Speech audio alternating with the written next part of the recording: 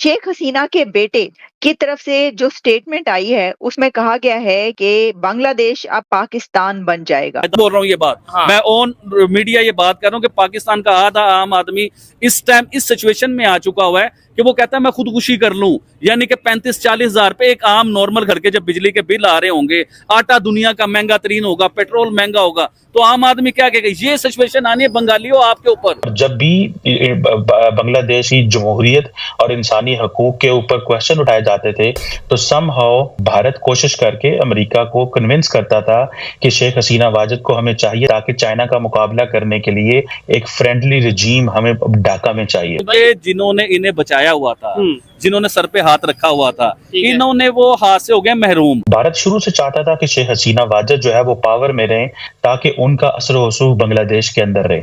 और यही वजह है कि इवन के भारत ने कोशिश की कि अमेरिका बार बार बांग्लादेश की इंसानी हकूक और डेमोक्रेसी के ऊपर क्वेश्चन उठाता था। जनवरी 2024 के इलेक्शन उन्होंने इंतहा पसंद जो पार्टियां थी ना, उनके ऊपर बैन लगाए थे, जिसमें कुछ मजहबी जमातें भी आ जाती हैं, चाहे वो हिंदू जमातें हो चाहे मुसलमान जमातें हो, तो उनके ऊपर उन्होंने बैन लगाए थे। और मेरे ख्याल से सही लगाए थे। इंतहा देखे, मुल्क अलग चीज होती है, कंट्री अलग चीज होती है, मजहब अलग चीज होती है। जिस तरह हिंदुस्तान करता है कि मुल्क जो है वो अलग है और मजहब अलग चीज है। फौज का तख्ता पलट करना क्या ये पहली बार हो रहा है बांग्लादेश में?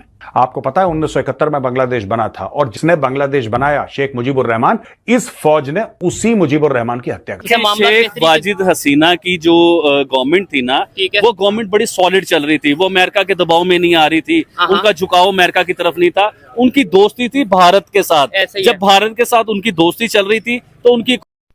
जय हिंद दोस्तों, बांग्लादेश के हालात इस समय बहुत ही नाजुक मोड़ पे हैं, क्योंकि इसकी बर्बादी के पीछे पाकिस्तान का हाथ है। क्योंकि जब बांग्लादेश अच्छे से चल रहा था और उसकी इकनॉमी अच्छे ग्रो कर रही थी, तब पाकिस्तानियों को तकलीफ़ थी कि हमसे अलग हुआ बांग्लादेश, आज कहाँ से कहाँ पहुँच गया और हम कहाँ पे हैं।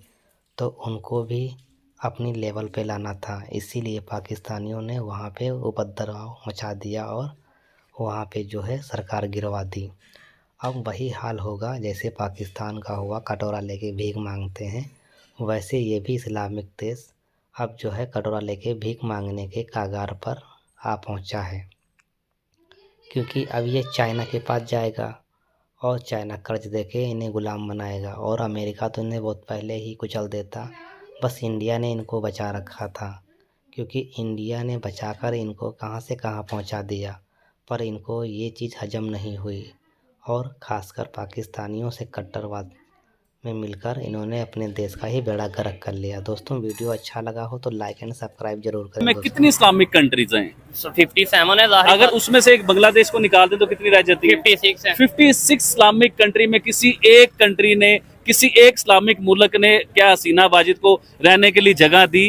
क्या उन्हें स्पेस दी? नहीं दी। सिर्फ एक इंडिया उसने स्पेस दी, और उसे देख के हमारे सोशल मीडिया पे, हमारे मेन स्ट्रीम मीडिया पे ये खबर चल रही है कि मोदी की जो है बी टीम हसीना वाजिद, उसे मुंह की खानी पड़ी, हिंदुस्तान को मुंह की खानी पड़ी, मोदी को मुंह की खानी पड़ी।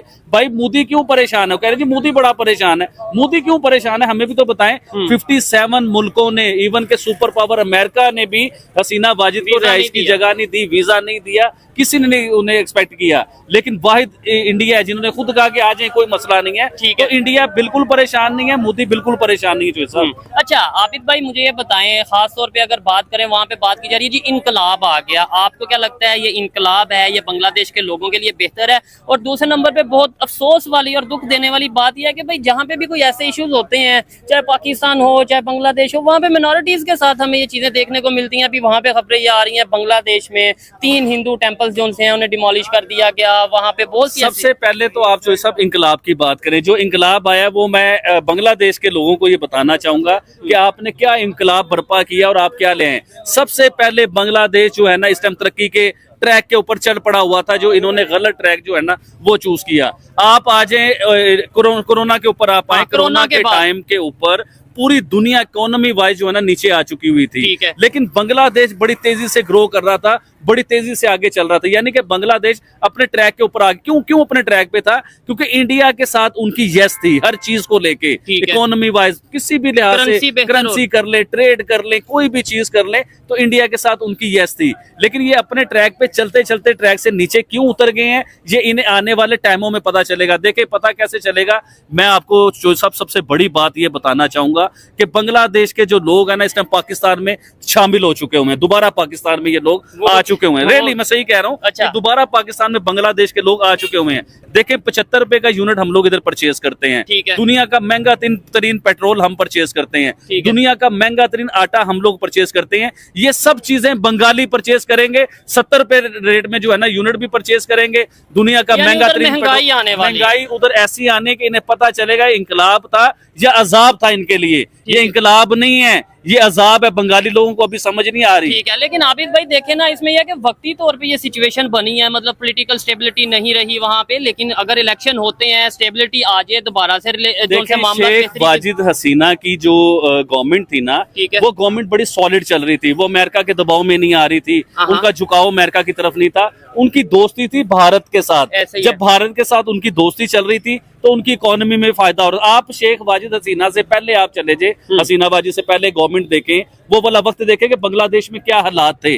बांग्लादेश के बहुत बुरे हालात थे, इवन के भूख के हालात थे, भूख का आलम था बांग्लादेश के बीच में। शेख हसीना वाजिद ने जब गवर्नमेंट संभाली, इंडिया के साथ इनके रिलेशन बहुत बेहतर हुए, इंडिया ने पूरा साथ दिया, इंडिया ने पूरा हाथ रखा बांग्लादेश के ऊपर, और बांग्लादेश तरक्की पे रास्ते पे चल चुका हुआ था। इवन के बांग्लादेश का जो टका था ना, जैसे हम 2 टके का कहते थे बंगालियों को, उन्होंने अपना टका भी लेवल पे ला के दिखाया, पाकिस्तान से डबल करेंसी है उनकी। मैं पूछना ये चाह रहा हूँ कि हिंदुओं का कसूर क्या है उधर, कि आपने हिंदुओं को मारना शुरू कर दिया है। हिंदू इवन के अब ये सोच रहे नकल मकानी करने के लिए कि हम लोग 1 करोड़ से ज्यादा हिंदू हैं, 1 करोड़ 30 लाख के करीब हिंदू हैं बांग्लादेश में, 17 करोड़ समथिंग कुछ की उनकी आबादी है। तो बंगाली लोगों को चाहिए कि अपने मुल्क में, और देखें मैं आपको लिख के दे रहा हूँ कि बांग्लादेश के साथ जो होने वाला है ना, आने वाले टाइमों में आपको आइडिया नहीं होगा। पाकिस्तान जश्न मनाता है, पाकिस्तान की मीडिया जश्न मनाते हैं चीज को लेके, चाहे वो श्रीलंका की गवर्नमेंट गिर रही हो तो पाकिस्तानी मीडिया उसका जश्न मना रही होगी, चाहे वो अफगानिस्तान की गवर्नमेंट गिर रही हो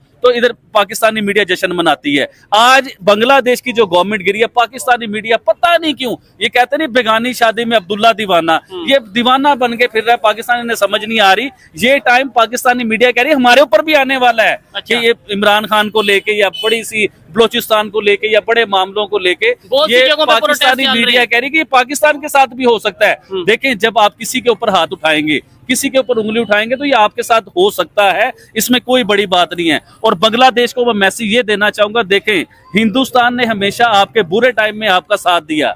जब आप भूखे मर रहे थे तो आपको चावल की जब कमी थी ना, तो चावल भी हिंदुस्तान आपको प्रोवाइड कर रहा था कम प्राइस में, क्योंकि उस टाइम में बांग्लादेश में चावल 3 टके का हो गया हुआ था, यानी कि आज के लगा ले के 2000 रुपए किलो उधर चावल हो गया था। उस टाइम इंडिया ने साथ दिया आपके बांग्लादेश का, आपकी इकोनॉमी बेहतर करवाई बांग्लादेश की, आपके सड़कों के ऊपर काम कर रहा है इंडिया, आपकी इलेक्ट्रिसिटी के ऊपर भी काम कर रहा है, उसके अलावा आपकी एजुकेशन पे बहुत काम कर रहा है इंडिया। और उसने इंडिया के प्राइम मिनिस्टर ने शेख हसीना वाजिद के साथ खड़े होके एक बयान दिया था, उसमें कहा था कि हम ग्रीन सिटी, ग्रीन मुल्क बना देंगे बांग्लादेश को। अमेरिका क्या चाह रहा था? अमेरिका ये चाह रहा था कि हसीना वाजिद को अपनी कठपुतली बनाना चाह रहा था, वो कठपुतली नहीं बनी अमेरिका की, और अमेरिका की जो नहीं मानता उनके मुल्कों के यही हालात होते हैं। पाकिस्तान की सिचुएशन तो कई बार अमेरिका ने खराब करने की कोशिश की, कई बार पॉलिटिकल इधर जो है ना एहतजाज हुए, बड़ा कुछ हुआ, लोगों ने तोड़ फोड़ की, सब कुछ हुआ, लेकिन फिर भी शुक्र अल्लाह का कि पाकिस्तान संभला रहा। लेकिन पाकिस्तान में महंगाई इस लेवल की हो गई कि आम आदमी कहता है यार मैं खुदकुशी कर लूं। रियली मैं सच बोल रहा हूं ये बात, मैं ऑन मीडिया ये बात कर रहा हूं कि पाकिस्तान का आधा आम आदमी इस टाइम इस सिचुएशन में आ चुका हुआ है कि वो कहता है मैं खुदकुशी कर लूं। यानी कि 35-40 हजार पे एक आम नॉर्मल घर के जब बिजली के बिल आ रहे होंगे, आटा दुनिया का महंगा तरीन होगा, पेट्रोल महंगा होगा, तो आम आदमी क्या कहेगा? ये सिचुएशन आनी है बंगालियों आपके ऊपर। अल्लाह ना करे, मैं किसी के बारे में ऐसा नहीं कहना चाहिए क्योंकि जिन्होंने इन्हें बचाया हुआ था, जिन्होंने सर पे हाथ रखा हुआ था, इन्होंने वो हाथ से हो गए महरूम।